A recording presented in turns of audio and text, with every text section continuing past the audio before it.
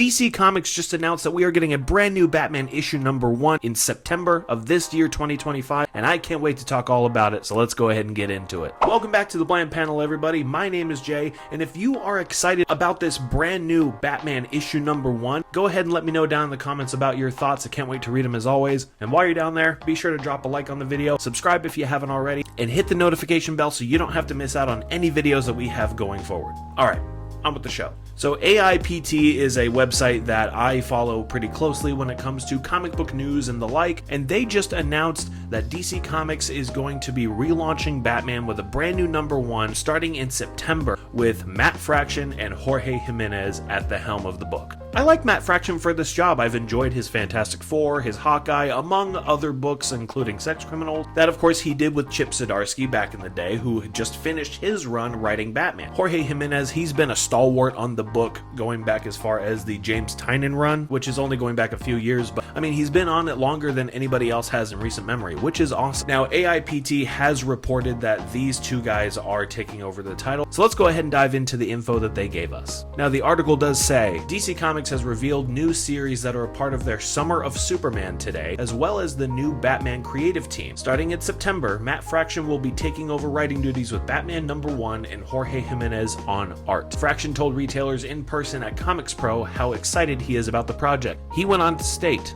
"I wouldn't be here if it wasn't for Batman. It was the first comic I ever read. Jorge and I have a very superhero forward kind of take on Batman. We've got a new Batmobile, we've got a new costume, we've got new characters, and we've got a lot of old ones too, good and bad. All the stuff that makes Batman the coolest character in comics, we want to celebrate it all." That is excellent news for me. It is kind of safe, to say, hey, you know what, we're kind of just bringing back some of the classics and we're making sure that the Batman you get is the Batman that you want. But it is very cool that they're saying, hey, you know what, like we're going a top-down redesign. We're going to reimagine not just what the Batmobile looks like, but the Bat emblem, which I will show right now. They have a new logo for Batman to go on the chest, and that looks so fire. I love this design. Shout out Jorge for that one. But they also have a new suit design, which we will throw up right now, and it looks awesome. We have an extra scalloped cape that's a bit more pointed. We're bringing back the blue and gray, which is peak. Of course, the new logo, the belt has kind of gotten a bit of an overhaul. We see how it looks in the light, in the shadow, all of it. It looks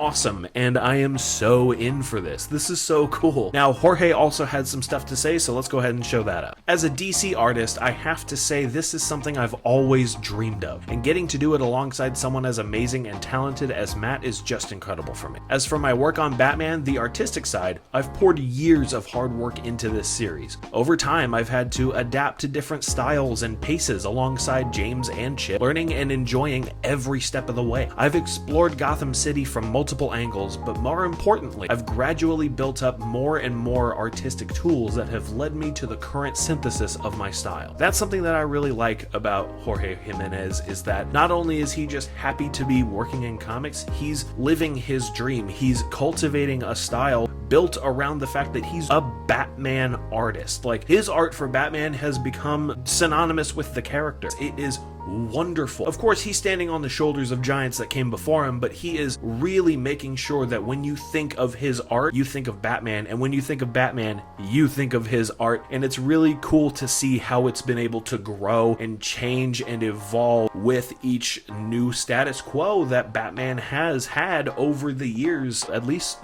going back as far as 2019, 2020. It's pretty damn cool to see. We also get to see plenty of preview pages that I will, of course, be throwing up here as we're talking about it, but it's so cool to see just the fresh new suit in action here, blowing in the wind as he's crouching and looking at a crime scene and analyzing it. We also get to see the fact that James Gordon is back to being a beat cop, and that is kind of funny to see because we're used to seeing him with the trench coat and all of that stuff, and he's either the commissioner or he's being a private eye, as he was most recently, both in the Joker books and of course in the mainline Batman book. But I'm digging it. It's really cool, and it looks like we're going to be having a little bit of Killer Croc action, as we can see Waylon Jones in one of these pages showing up on a tablet for Batman to analyze. I am so excited for this. Now, this is only the 4th time in history that Batman has relaunched with a new number 1. The article does state that, but it's important that I tell that to you too. A lot of people tend to say, oh, DC just reboots all the time and whatnot. whatnot, this, that, and the other. And they've only rebooted their continuity a couple times. It's just that what they do is they put out these marketing pushes, these publication pushes to say, hey,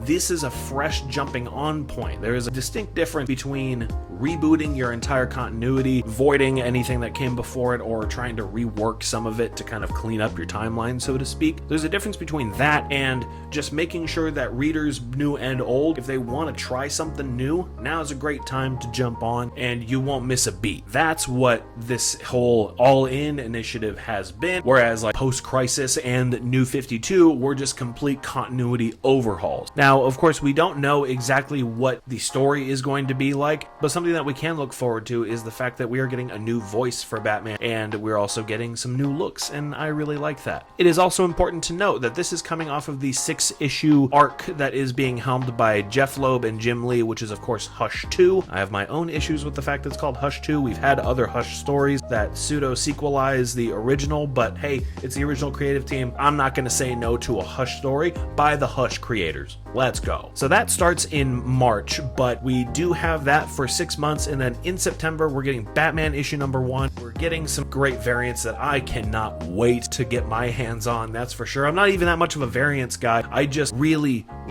love right when they're trying to push a book, they're trying to sell the hell out of it, they're going to put all of their best artists onto these covers. Naturally, you want to get those books in people's hands however you can, and it's going to be in mine as much as my hands can carry, that is for damn sure. This was a pretty quick video, but I just wanted to break this down and talk about this with you guys and see what you guys think. Of course, I pass it off to you. Let me know your thoughts down in the comments below. I can't wait to read them as always. Now for the channel, my name is Jay. You can find me here at the same bat time and the same bland panel, and I will see you next time.